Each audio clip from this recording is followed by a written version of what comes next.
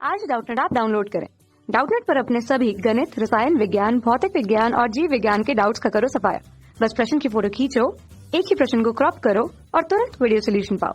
अभी डाउनलोड करें। नमस्कार दोस्तों, हमारा प्रश्न है कि दोस्तों यहाँ पर हमें प्रश्न पूछा गया है कि निम्नलिखित संकुलों में से कौन से संकुल में केंद्रीय धातु आयन उसके साथ दिए गए संकरण के साथ सही सुमेलित नहीं है, ये हमें यहाँ पर बताना है। साथ में दोस्तों हमें यहाँ पर नीचे यहाँ पर 4 विकल्प दिए गए, हमें बताना है कि कौन सा यहाँ पर सही नहीं है।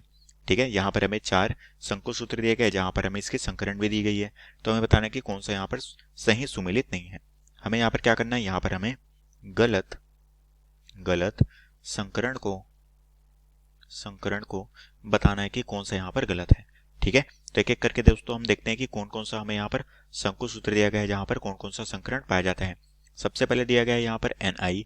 ठीक है, इसके साथ हमारा कार्बोनिल समूह है, इसके 4 मॉलिक्यूल लिगेंड के तौर पे जुड़े गए हैं और इसको क्या बोला गया है, यहाँ पर है sp3 संकरण।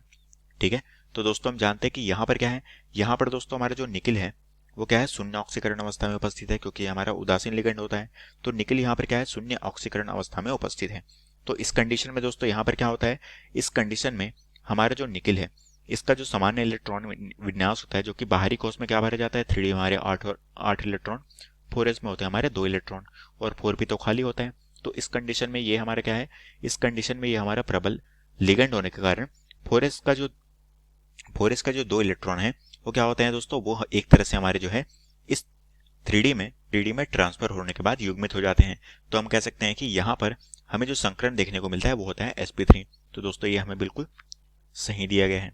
ठीक है, दूसरा हम देखते हैं, दूसरा हमारे पास क्या है, दूसरा हमारे पास जो संकुल सूत्र दिया गया है वो हमारे पास है Ni। ठीक है, इसके साथ अब यहाँ पर क्या है, साइनाइड लिगेंड जुड़ा हुआ है जिसके 4 मॉलिक्यूल है। ठीक है, Cn इसके 4 मॉलिक्यूल है। साथ में दोस्तों यहाँ पर क्या है, हमारा 2- आयन दिया गया है। ठीक है, तो ब्रैकेट बंद, बाहर में है 2- आयन और इसमें संकरण कौन सा बोला गया है, sp3। ठीक है, यहाँ पर भी sp3 बोला गया है। तो दोस्तों हम जानते हैं कि यहाँ पर दोस्तों हमें क्या देखने को मिलता है, यहाँ पर हमें dsp2 संकरण देखने को मिलता है, क्योंकि निकिल यहाँ पर क्या है, निकिल यहाँ पर +2 ऑक्सीकरण अवस्था में उपस्थित है। इस कंडीशन में क्या होगा, 4s के 2 इलेक्ट्रॉन बाहर निकल जाएंगे, तो 3D हमारे क्या रहेगा, 8 इलेक्ट्रॉन के साथ रहेगा, 4s खाली हो जाएगा, 4p भी खाली रहेगा। ठीक है, तो इस अवस्था में दोस्तों यहाँ पर Cn क्या है, प्रबल लिगेंड है। तो यहाँ पर हमें जो है D के इलेक्ट्रॉन जो है, D के 2 अयुग्मित इलेक्ट्रॉन वो सामने वाले इलेक्ट्रॉन के साथ में पेयर्ड हो जाते हैं। तो इस कंडीशन में यहाँ पर हमें क्या देखने को मिलता है, यहाँ पर हमें dsp2 संकरण देखने को मिलता है। दोस्तों हम कह सकते हैं कि यहाँ पर दूसरा वाला जो कथन है वो क्या है, वो दोस्तों यहाँ पर गलत कथन है। ठीक है, तो हम कह सकते हैं दूसरा कथन जो हमें दिया गया है ये गलत है। तीसरा हम यहाँ पर देख लेते हैं, तीसरा जो हमें सूत्र दिया गया है वो हमारे पास है COFe6, इसके 3- आयन के तौर पे दिया गया है। ये हमारा कोबाल्ट Fe6 यहाँ पर है 3- आयन के साथ। इसमें संकरण कौन सा बोला गया है दोस्तों, D2sp3 बोला गया है। ठीक है, D2sp3 संकरण बोला गया है। तो दोस्तों यहाँ पर हमारा जो कोबाल्ट है इसकी अगर ऑक्सीकरण संख्या निकालूं तो कितनी है, फ्लोरीन में हमारा -6 आवेश हो गया, बाहर में -3 है।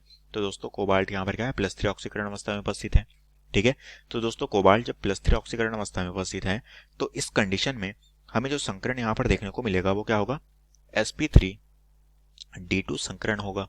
ठीक है, और यहाँ पर D2sp3 बोला गया है। तो दोस्तों हम कह सकते हैं कि यह कथन भी क्या है दोस्तों, यह कथन भी हमारे यहाँ पर गलत है। ठीक है, अब हम चौथा देखते हैं। चौथा में यहाँ पर सूत्र क्या दिया गया है, वो हमारे पास है Cn के यहाँ पर 6 मॉलिक्यूल है, ब्रैकेट बंद, 3- आयन ऊपर में है और यहाँ पर इसको क्या बोला गया है, यहाँ पर इसको sp3d2 संकरण बोला गया है।